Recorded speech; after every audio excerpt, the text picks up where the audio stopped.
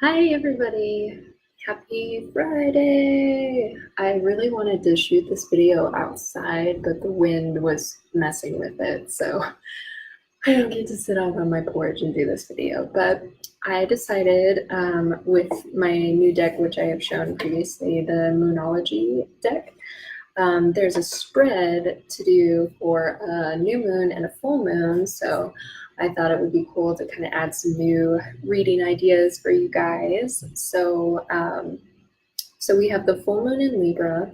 So the full moon has to do with surrendering to the divine. So whenever we start, usually new moons are kind of more of a representation of a cyclical month compared to our regular month. So now 2 weeks ago we had this new moon, and now we're at the full moon where it's like our intentions or whatever we set on the new moon has come to full fruition and is being fully illuminated to how do we progress from here. So things might be coming up. I know I've been feeling super emotional these last couple days, and so has my daughter. And with it being in the sign of Libra, which Libra is the sign of partnerships and balancing, sometimes it can be relationship to yourself, relationship to those around you. So there could be a lot of stuff coming up over the last few weeks, because this is also our second full moon in Libra. So this already might have started a month ago for us.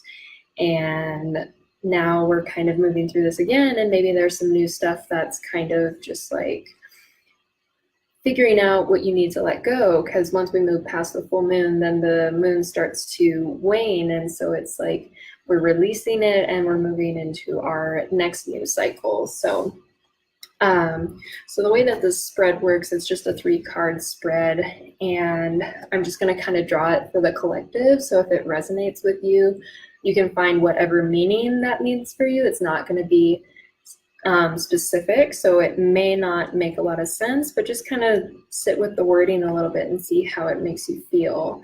So with the full moon spread, the first card represents what's falling away or what you're needing to forgive. And then the second card is, what is the moon showing me at this time? Like, what has come to light, basically. And then what will be following for the next couple weeks. So I'm just gonna go ahead. I really like the back of these cards. It's really cool. I am kind of a nerd when it comes to cards. So,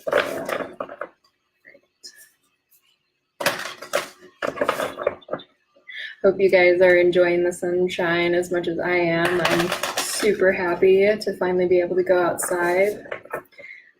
And yeah, it just feels good. Hopefully there's no more snow.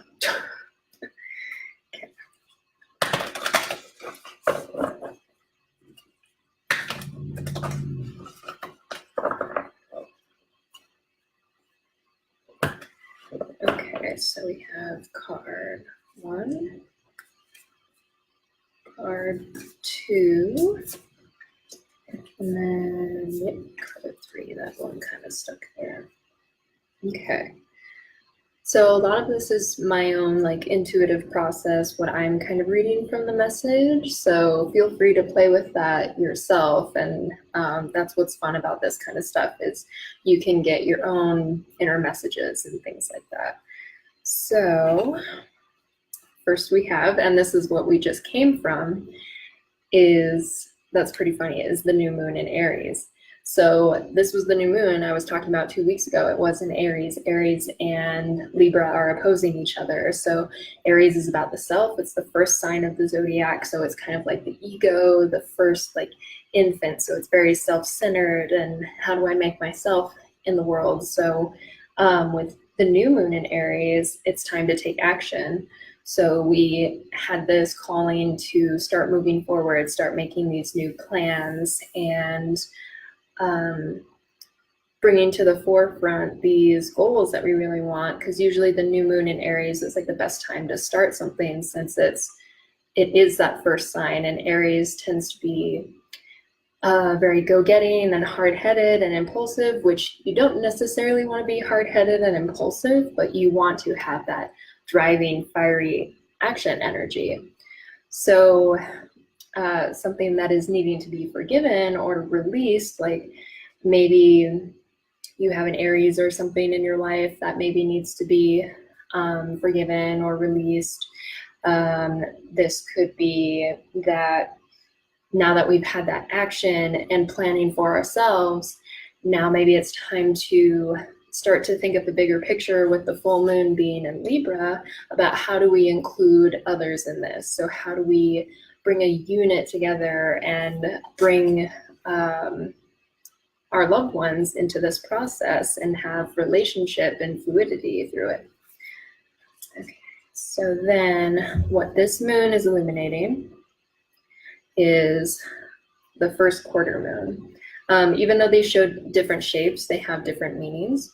So for the first quarter moon, it is saying your commitment is being tested.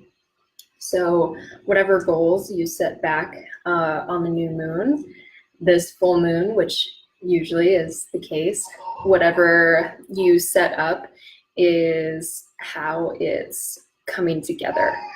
So I think, dang it, I think my kiddo woke up, so I may have to do a part 2 video to this. So I will come back for you guys later. I'm so sorry. I will come back later. And thanks for all those who did join in. I'll tune in later and try to finish it. So thanks so much. Bye.